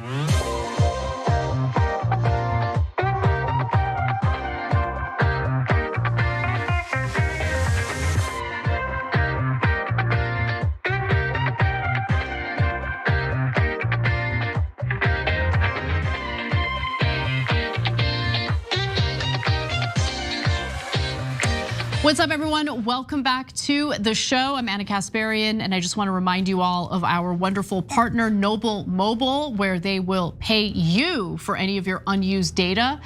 You can learn more. Let's put the graphic up because I usually am bad with URLs. tyt.com/switch if you want to learn more. That's tyt.com/switch. All right. We already talked a little bit about the latest news with the Epstein files. That was top of the show. But I do want to revisit the topic because, well, there are growing calls for a specific Trump administration official to either resign or be fired. And that person is Howard Lutnik. Let's get to why. Trump's Commerce Secretary Howard Lutnik said that he and his wife decided around 2005 to cut ties with Jeffrey Epstein. But the latest release shows that there was some correspondence after that, even after Epstein pleaded guilty to sex crimes in 2008. What questions do you have about Lutnik's ties to Epstein, and should he come before Congress and testify? No, he should just resign. Lutnik is a liar. I mean, he's a US politician, so would anyone really be surprised by that? But look, in this case, it turns out our Commerce Secretary, Howard Lutnik, lied about something pretty big, and it's associated with the Epstein scandal. So over the weekend, Congressman Thomas Massie, a Republican, stated that Howard Lutnik should step down, and I fully agree, but I think it should go further than that. I think Howard Lutnik should be investigated because he lied to the American people about his relationship or the nature of his relationship with Jeffrey Epstein, and also lied about when he cut off communication with Epstein. Why did he lie? Now, we'll give you all the details in a moment, but first, here's more of what Massie had to say. I mean, there are 3 people in Great Britain that have resigned in politics. The ambassador from Great Britain to the United States, the prince lost his title for less than what we've seen Howard Lutnik lie about. Look, Howard Lutnik clearly went to the island, if we believe what's in these files. He was in business with Jeffrey Epstein. And this was many years after Jeffrey Epstein was convicted, lightly sentenced, but was convicted for sexual crimes. So he's got a lot to answer for, but really he should make life easier on the president, frankly, and just resign. If this were Great Britain, he'd already be gone. Unfortunately, this isn't Great Britain. I never thought I would say that, but in all honesty, we've seen a lot more movement with our friends over in the UK as opposed to what we're seeing here in the US. There have been investigations or calls for investigations into Prince Andrew. There have been calls for investigations when it comes to various US politicians who have been named in the Epstein files, various Silicon Valley executives who have been named in the Epstein files. But nonetheless, Lutnik did lie to us. Lutnik and Epstein were neighbors for many years. That's not indicative of any type of criminality. So that alone doesn't incriminate Lutnik. However, last year, Lutnik stated that in 2005, so that is 3 years before Epstein pleaded guilty to trafficking a minor for sex. In 2005, Lutnik says that Epstein invited himself and his wife to visit his house. So Lutnik and his wife are gonna visit Epstein for the first time in his home. They're neighbors. Here's what Lutnik claims happened. He invites us in, we have coffee in this, and he says, do you want a tour? We said, great. Interesting. He's got a really big house. Every room you went into? He's got, well, I'll tell you. So his house is like super big, really wide. And so he gives me a tour in the living room, big living room. And then across from it is double doors. I assume it's the dining room. Yeah. And he opens the doors and there's a massage table in the middle of the room. Ooh. And candles all around and stuff. So I ask very insightful, cutting questions. I say to him, massage table in the middle of your house? How often do you have a massage? And he says, every day. And then he gets weirdly close to me. Ooh. And he says, and the right kind of massage. Ooh. Now my wife is standing here. So she looks at me and I look at her and we say, I'm sorry, we have to go. And we left. And then they left, okay. Now what's super relevant is what Lutnik claims happened after that. Watch. And in the 6 or 8 steps it takes to get from his house to my house, my wife and I decided that I will never be in the room with that disgusting person ever again.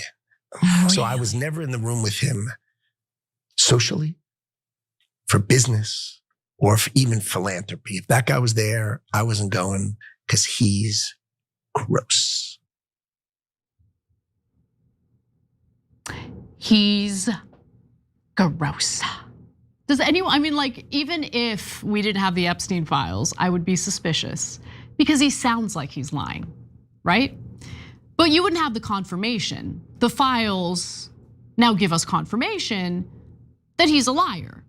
So, by the way, last week, Lutnik stated once more that he spent 0 time with Epstein after that. Zero. He wouldn't even do philanthropic work with him, never. He would go into business with him though. We'll get to that in just a minute. Now the files do suggest otherwise because in late 2009, Lutnik asked Epstein's assistant for Epstein's phone number Remember, Epstein pleaded guilty as part of that sweetheart plea deal in 2008 to trafficking a minor for sex. So he's asking for Epstein's number in 2009. Fascinating, okay. It's unknown though if the two men spoke on the phone afterward. So we gotta be fair and tell you what we know, what we don't know. Then in the spring of 2011, Epstein scheduled an appointment for drinks with Lutnik. I thought Lutnik thought Epstein was gross. What happened? The record suggests the meetings were at Epstein's home and that Lutnik left something behind there. In December of 2012, there's more, there's more. So September of 2012, Lutnik told Epstein that he and his family would be in the Caribbean. What happened? I thought it was gross. I thought you thought he was gross. Lutnik asked if they could visit Epstein during their stay. The two men scheduled a date and time for lunch. A day later, an assistant to Epstein forwarded Lutnik a message from Epstein, quote, "Nice seeing you," it said, which is evidence that they actually did in fact meet in person. Great. There's more though. Then you have the fall of 2015. Lutnik, who was raising money that year for Hillary Clinton's presidential campaign, invited Epstein to attend a very intimate fundraising event for her at Cantor Fitzgerald's offices. Are we done though? Is that it? No, we're not done yet. There's more. There's more. So in 2017, Epstein donated to a charity event in Lutnik's honor. What happened to no philanthropic work? Not even that. Not even that. He's gross. Can we cue up that video again, the gross one? Just because I love how effortlessly these goons lie to the American people. And finally, in 2018, Epstein and Lutnik corresponded through Epstein's assistant about how to thwart a construction project in their neighborhood. Not in my backyard. Lutnik wrote to Epstein, "Are you aware as to them building to block our park views? I do declare. What should we do about it? Time is of the essence." You know, when it comes to stopping a construction project, Howard Lutnik doesn't find Epstein so gross, does he? But when it comes to what he wants the American people to believe, this is what he wants you to believe. And in the 6 or 8 steps it takes to get from his house to my house, my wife and I decided that I will never be in the room with that disgusting person ever again. Really? So I was never in the room with him socially, for business, or even philanthropy. If that guy was there, I wasn't going because he's gross. Except we now know that they met in person as recently as 2012 and continued corresponding as recently as 2018. 2018, of course, was when Epstein was arrested and the investigation into child sex trafficking begun. And then in August of 2019, Epstein was found dead in his jail cell, allegedly because he committed suicide, something that I personally don't believe because there are too many inconsistencies around that narrative. So this whole Epstein scandal just keeps getting weirder, and I would like for our Commerce Secretary to, yes, resign or get fired. But that's just the tip of the iceberg. He should be investigated. What were you up to at the Caribbean island? Or was it the Caribbean that he said? No, sorry. Yeah, they did go to the Caribbean. What were you up to at the Caribbean with Jeffrey Epstein? Curious. Anyway, these people have no morals. They are not driven by principles. They are driven by self-interest and greed. And they are literally willing to do business with a well-known serial child rapist and also lie to the American people about it. That's what's going on with Howard Lutnik. So yeah, I agree with Thomas Massey. In the very least, he should either be fired or resign, but I want him to be investigated. If we actually believe in justice, all of these people who are willing to play patty cakes with a child rapist should be looked into, at the very least. Anyway, let's take a break. When we come back, we'll tell you about a Democratic mega donor whose name is littered all over the Epstein files. We'll tell you who it is when we return.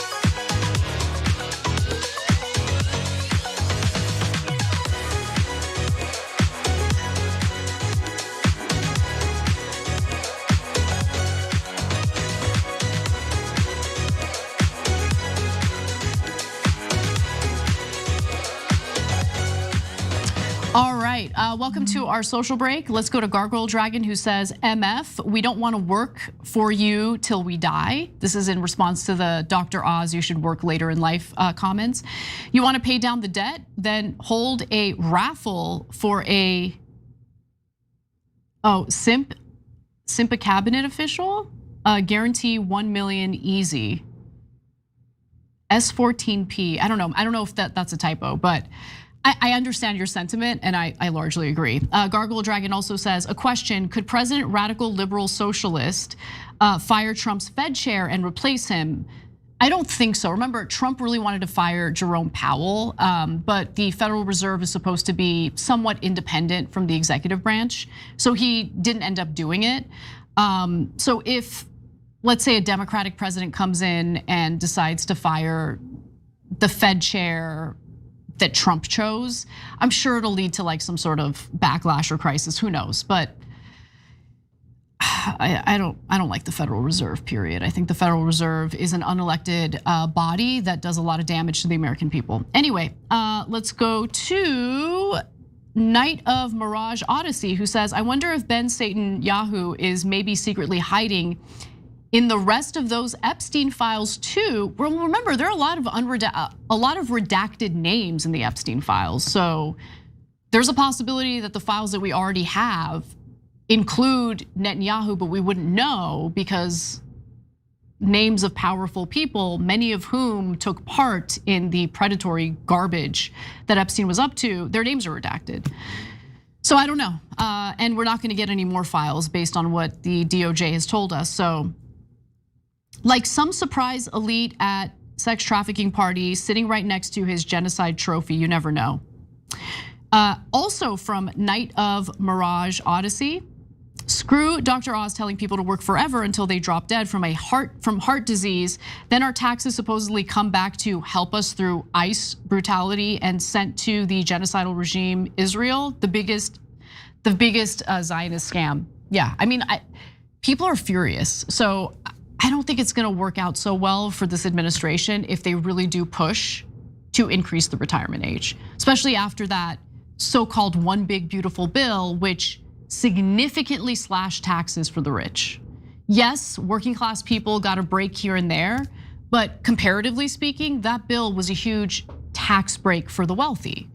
So you're gonna talk to us about how ordinary Americans need to work longer in life, delay retirement to pay down the national debt, when Trump and the Republicans in Congress, by the way, just significantly added to it through that tax bill. I mean, come on. Yeah, so that would lead to a lot of fury, and I don't blame people for being outraged by that. But make your voices known. Otherwise, this government will do whatever they think they can get away with. Let's get back to the show.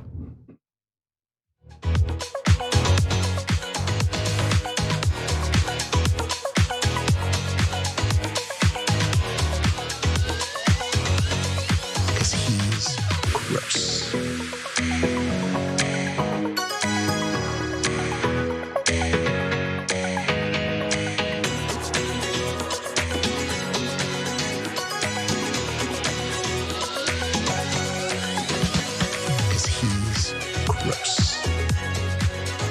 Welcome back to the show, everyone. I want to read a comment that I actually just read during the social break, but I read it incorrectly, and I want to make sure to read the appropriate message the way it was intended. So Gargoyle Dragon wrote it and said, we don't want to work for you till we die. This is in response to the Dr. Oz story that we covered.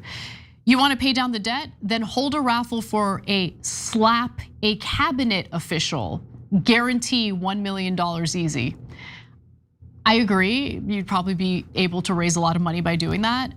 But 1 million isn't even, it does no damage to our national debt, like barely. So, but slapping a cabinet official, I do not condone violence, I'll just put it that way. But if that were allowed, I would allow it. I would probably like put my name in the hat. All right, anyway, let's get to our next story because we've got more that's been revealed in the Epstein files that's worthy of learning about. So let's get to it. One of the men mentioned repeatedly in the Epstein files is billionaire Democratic megadonor Reid Hoffman. If you can remember, he donated quite a bit of money to Kamala Harris's campaign in the last presidential election. Now, if you're unfamiliar with Hoffman, he was a member of the so-called PayPal mafia. That's the group of highly influential tech barons who got their start at PayPal in the early 2000s. Now, Peter Thiel, who would later create Palantir, is part of the PayPal mafia. So is Elon Musk, and Hoffman created LinkedIn. Now, I'm sure I'll shock you all when I say that all three of these men are mentioned in the Epstein files quite a bit. But today we're gonna focus specifically on Reid Hoffman, who has spent or has been at war specifically with Elon Musk over who was friendlier with Jeffrey Epstein. And let me just say, if you're already involved in that debate, you've already lost. You've already lost, okay? But I like that they're having this debate, they're doing it publicly, just totally oblivious to the fact that they both look real bad, okay. So now a 2014 email from the Epstein files connects both of these billionaires, Elon Musk and Reid Hoffman, to Epstein. So that year, Epstein wrote the following message to Elon Musk. Spoke to Reid Hoffman yesterday, and are you planning to do St. Bart again for Xmas or Christmas? Man, visiting islands with Jeffrey Epstein during Christmas time, not a good look. But the whole point of that graphic was to show you that, here you have Epstein speaking with Elon Musk and letting Elon Musk know, I just spoke with Reid Hoffman. Musk did respond with a simple don't know, all right? And that's not the only time both billionaires come up in the files. So Epstein wrote the following to another billionaire, Tom Pritzker, in 2015. I had dinner with Zuckerberg, Musk, Thiel, Hoffman, wild. And there was some visual evidence that said meeting took place, namely this, right? So in this image, you see Mark Zuckerberg right there on the left-hand side. You also see in the background Elon Musk. So 2015, interesting. Now remember, Jeffrey Epstein pleaded guilty to trafficking a minor for sex in 2008. So it's not like it was a big secret that Epstein was a disgusting pedophile. But nonetheless, you have all of these Silicon Valley goons meeting with him in 2015, great, okay. So in the image, again, you can clearly see Elon Musk and Mark Zuckerberg, it's amazing. So on several occasions, Epstein spoke directly with Reid Hoffman. So on Christmas Eve in 2014, for instance, Hoffman wrote an email saying he had sent Epstein 2 gifts, ice cream for him or for the girls, and something that may strike your funny bone for the island.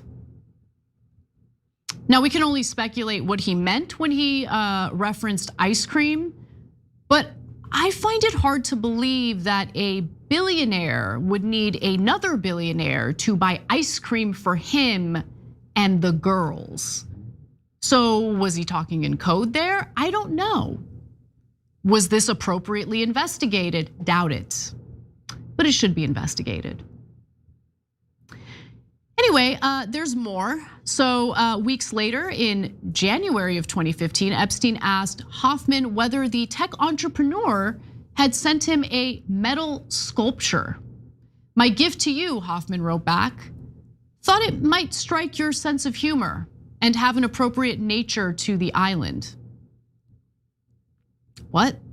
So the Wall Street Journal did not name the journalist who made the sculpture, but they did report that the artist who made it creates depictions of little monsters from recycled metal. Let's go back to graphic 6 now that we know the nature of the sculptures that are made by this particular artist. Weeks later in January 2015, Epstein asked Hoffman whether the tech entrepreneur had sent him a metal sculpture. "My gift to you," Hoffman wrote back, "thought it might strike your sense of humor and have an appropriate nature to the island." And remember, the metal sculpture is made by an artist who likes to make sculptures of little monsters out of recycled metal. Now, in the same January 2015 exchange, Hoffman also told Epstein, "Been giving a bit of thought to how I can help with recent press FU. Mostly looking for help on the online front." Okay, so you're looking to help him. 1 year later in 2016, Epstein informed Hoffman's assistant that he had found Hoffman's misplaced passport. Seems like they were much closer than Hoffman would have us believe. But anyway, "Found in the gift bag they had given me," Epstein wrote to Hoffman's assistant. And there's more, there's always more, of course. So Hoffman wished Epstein well in May 2018 and said, looking forward to being in the same area of the world at some point, with the happy face emoji.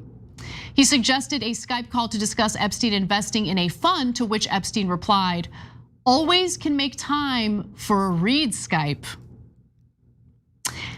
Can you understand why there was such a intense cover-up around the Epstein files or the release of the Epstein files?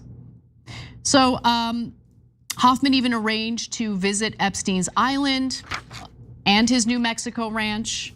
And then final bit of evidence I'll share with you is this photo. So this photo is of Hoffman with Epstein on Epstein's island. That's where they're at. Hoffman has insisted that his relationship with Epstein was strictly limited to fundraising for Massachusetts Institute of Technology. Really, you visited the island for that purpose? After Epstein had pleaded guilty to trafficking minors? Super suspicious. So these are the power brokers and the elite in the United States. These are the people who buy our politicians. These are the people who secure tax breaks from Congress. These are the worst people among us. These are the people who look at a child sex predator and think, "He's got an island. I like visiting it. Let me send him a metal sculpture of a monster because he'll find it real funny that it's indicative of what transpires on the island I like to visit." It's disgusting. And if we lived in a country that cared about justice, cared about the difference between right and wrong, there would be an investigation. But we've already heard from Trump's DOJ that no such investigation will ever take place. No prosecution, nothing. Because this isn't a country for the people, by the people. This is a country that is run by the greediest, most predatory people imaginable. Partisanship doesn't matter, left, right, doesn't matter. There had been a multi-decade cover-up into this Epstein scandal. And you have a Democratic mega donor hanging out with Epstein and lying to the American people about the nature of their relationship. Disgusting. Anyway, let's take a break. When we come back, I should say, we'll talk a little more about a different type of Fed cover-up. I'm sorry. We have to go.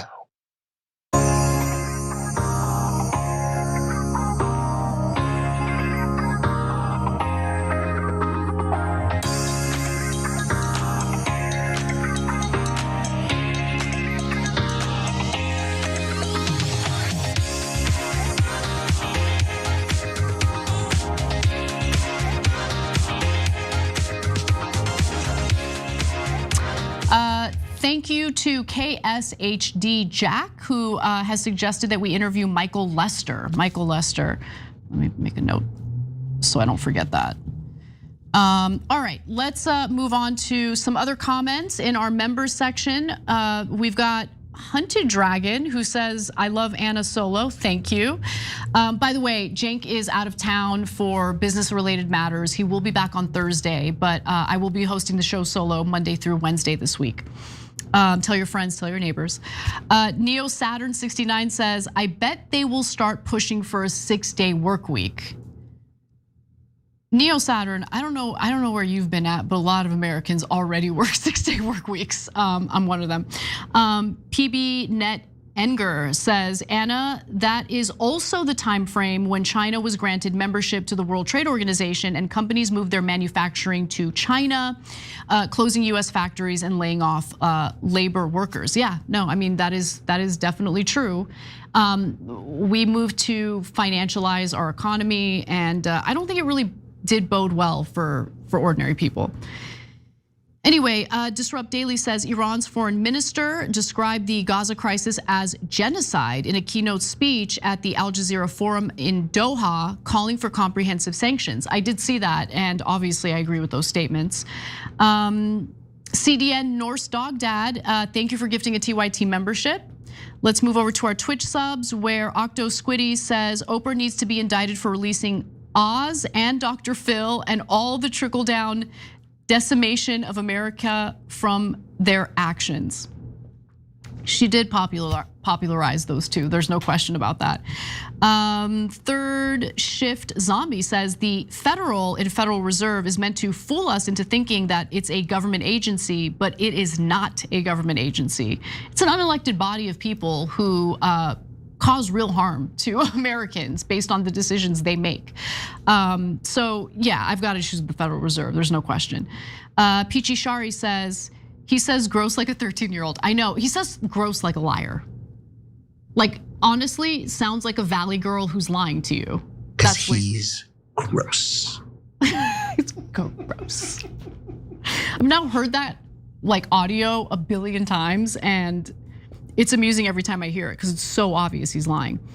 Okay, let's go to Old Dancer Dragon, who says there's a YouTuber called Lauren the Mortician who discusses odd happenings in the mortuary business. She's funny and really enjoyable to watch. One of her vids describes the unusual look of the most common pic of early Epstein's head on the gurney and how it does not really look like he's dead. So there is a theory that Epstein isn't dead.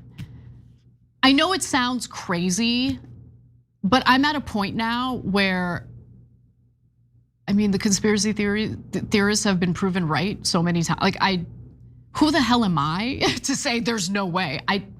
So I'm not gonna pour cold water on it. Possibility, total possibility, honestly. There are other files that I need to corroborate and confirm, but it also kind of reinforces the notion he's still alive. Anyway, let's get back to the show.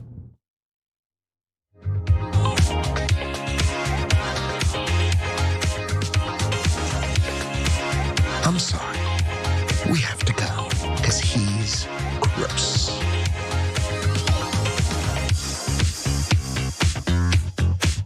Gross.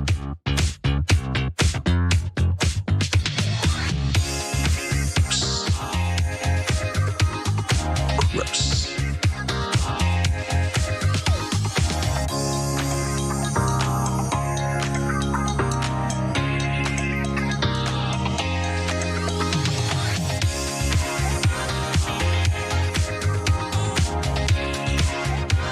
What's up, everyone? Welcome back to TYT. It's our last segment before we head on over to the members only bonus episode. So if you're a member, you can look forward to that.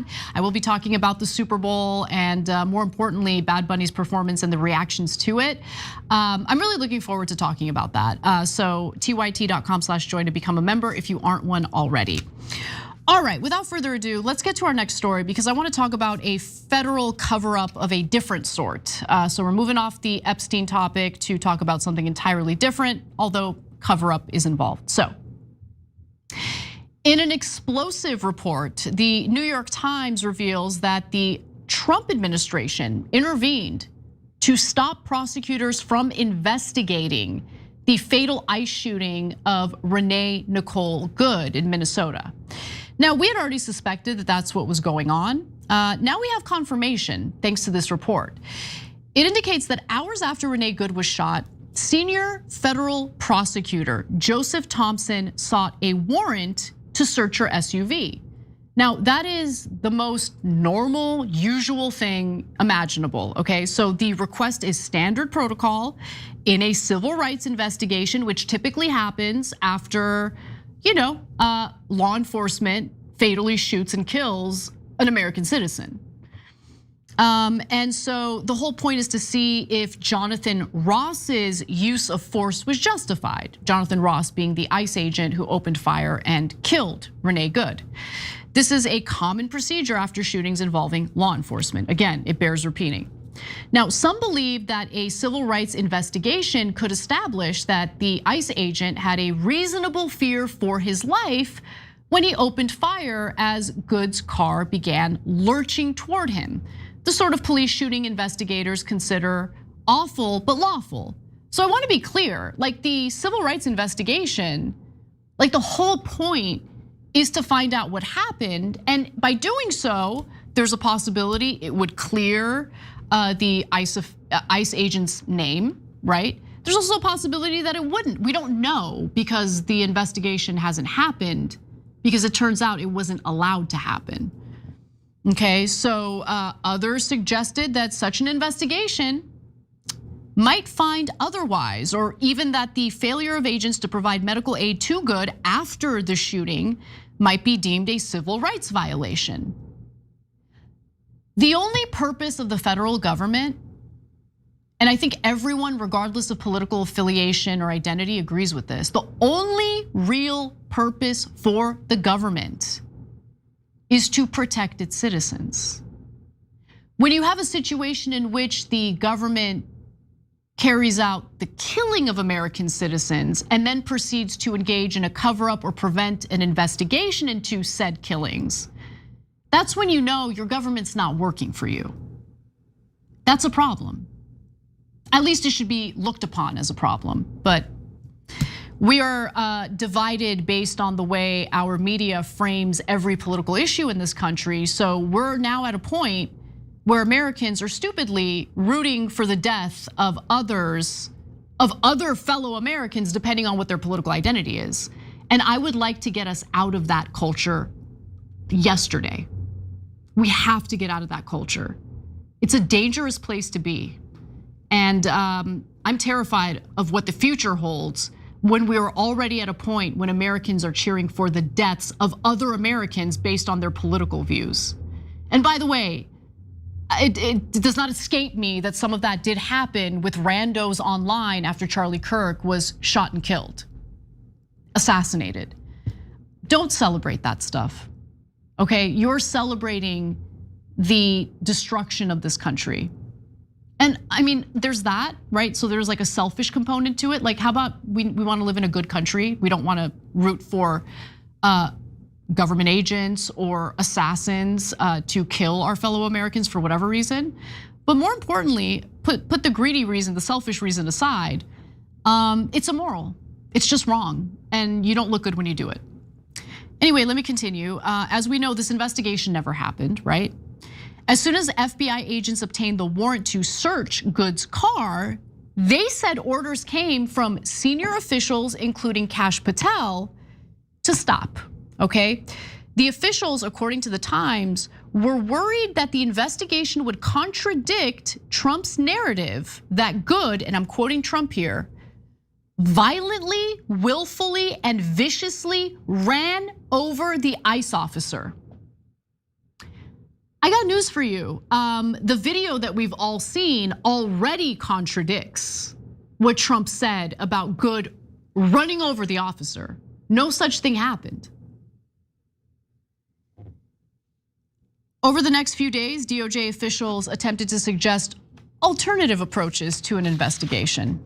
First, they suggested prosecutors ask a judge to signed a new search warrant for the vehicle predicated on a criminal investigation into whether the US Immigration and Customs Enforcement agent who shot Miss Good, Jonathan Ross, had been assaulted by her. So that's the jumping off point. That's the starting off point for the investigation. Start the investigation by looking into whether she assaulted him. Later, they urged the prosecutors to instead investigate Good's partner, who had been with Miss Good on the morning of the shooting, confronting immigration agents in the Minneapolis neighborhood. So don't investigate the ICE agent who opened fire and killed an American citizen. Investigate her partner instead. Now look, I'm open-minded and I'd be willing to maybe consider an investigation into Good's wife. She was on the scene, she was being provocative on purpose, right? I don't think she's the biggest issue here though. And if we lived in a world where there was a real civil rights investigation taking place that would include looking into Jonathan Ross's conduct, okay, you wanna take a gander at what Good's partner was up to, you can make an argument justifying that. But you can't make an argument justifying that when the very person who opened fire and killed an American citizen is not being investigated at all and was cleared of any wrongdoing on the day that he opened fire and killed Good. So Chris Medell, who is a prominent Minnesota defense attorney who provided legal advice to Jonathan Ross, the ICE agent, after the shooting occurred, actually supports conducting a civil rights investigation because it's the right thing to do. It is the right thing to do. What is the Trump administration afraid of? I mean, if they stand by the notion that Jonathan Ross didn't do anything wrong, then the civil rights investigation would bear that out, right? Are they worried that it wouldn't bear that out? Is that why they squashed an investigation into this? But anyway, going back to the lawyer I was referring to earlier who gave Jonathan Ross advice, legal advice after the shooting took place, he says, in the absence of an independent use of force investigation, you lead the public to believe that there must be something to hide. Bingo, nailed it. So for all the people who are losing their minds over Bad Bunny performing at the Super Bowl because he's been critical of ICE's conduct, are we not allowed to be critical of ICE's conduct? Being critical of ICE's conduct doesn't mean you hate America. It means you see flaws and you want to make the country better. Federalized or militarized federal agents roaming our streets and killing American citizens is not what I think most Americans were looking forward to with the Trump administration, especially when it came to his promises of deporting dangerous criminals. I don't think most people signed up for Americans to be shot and killed in their own neighborhoods on the streets. That's what we've got. Anyway, final story for you. This is a positive one because the Israel lobby is struggling a bit and we have our first real indication of that. Let's talk about it. The pro-Israel lobby may have just scored one of the biggest own goals. I love saying that. Own goals in political history. We are so here for it. So thanks to AIPAC and their allies, a progressive who has publicly accused the Israeli government of carrying out genocide in Gaza may be on her way to a congressional seat. So moderate Democrats are real upset about this. They're angry with the lobby for doing this. So let's give you the details. So the race we're talking about here is New Jersey's 11th district, which held a special election primary or special primary election for a seat that was vacated by Governor Mikey Sherrill. So the top candidates were Tom Malinowski. We've talked about him a little bit on the show before. He is a hardcore Zionist and Israel supporter. He just made the grave mistake of saying, maybe we should condition our aid to Israel. You know, he didn't even say that they're committing a genocide, nothing like that. I mean, they are committing a genocide, but he's like, maybe it's not a good idea to just like give a country weapons without asking any questions or having any concern about what they do with the weapons. Now, Tahisha Wei was also a top candidate, a former lieutenant governor who was endorsed by the Democratic majority for Israel, so not interested. And then you have Anna Lilia Mejia, who's the progressive in the race. So she worked on Bernie's 2020 presidential campaign and had the backing of AOC and Elizabeth Warren. Now, during a candidate forum just last month, Mejia, the progressive, was the only person in the race who raised her hand when asked if she agreed with human rights groups that Israel has committed a genocide in Gaza. So in other words, she had the correct answer to that question. Good for her. But instead of going after Mejia, interestingly enough, the AIPAC-funded United Democracy Project spent $2 million on ads attacking Malinowski, despite his long-standing support for Israel and the fact that he has a pro-Israel record. So why did they do that? It's because he had that audacity to say, maybe we should consider conditioning military aid to Israel. And what the Israel lobby did was essentially send a message. You're either with us 100%, okay, there can be no daylight between you and the Israel lobby and what Israel wants. And if there's any indication that you're moving away, like Charlie Kirk was doing in the last few months of his life, there will be consequences, right? So it's amazing. So, but it was a look, Malinowski told a group of supporters in January the following. Let me give you his exact statement. I committed one sin in their minds. I was not willing to tell them that I would unconditionally, unquestionably, blindly support any request for assistance that Benjamin Netanyahu of Israel might make. That point puts me in the mainstream, not just of all Americans, but of the Jewish and pro-Israel community in this country. They're not willing to say, I'll do anything without thinking. Now, for that grave sin, AIPAC funded ads against him that had nothing to do with Israel, by the way, because if they attacked him for wanting to condition aid to Israel, that would actually help him. Okay, that would actually help him. So they attacked him for a 2019 vote that he took, in part providing funding to immigration and customs enforcement. And now it looks like AIPAC's efforts have majorly backfired, which is great. So instead of boosting their own preferred candidate, they ended up sinking Malinowski enough for Mejia to take the lead. So let's take a look at this graphic. The race still hasn't been called, but as it stands right now, with 29.1%, Mejia is 868 votes ahead of Malinowski. And Tahisha Wei is in a distant third at 17.3% of the vote. Okay, so it's a comfortably blue district. So the winner of the primary is widely seen to be the winner of the general election. So that means it's very likely that Mejia is going to win that congressional seat. Okay, so a longtime New Jersey Democratic strategist said of the race, I love this, as good a race as Mejia ran, as good a candidate as she is, let me be clear, AIPAC created this race for themselves in a way only they can. They spent millions of dollars beating back a moderate Democrat to get themselves a progressive that is totally outside the frame that they would like. And now other moderate corporate Democrats are furious and they're calling out AIPAC. It's so fun, let them fight, the girls are fighting.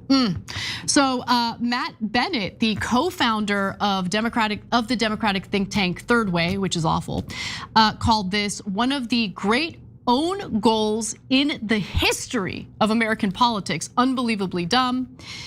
It's pissing people off, said Steve Shale, a longtime Democratic strategist and former Obama campaign advisor who described it as maddening.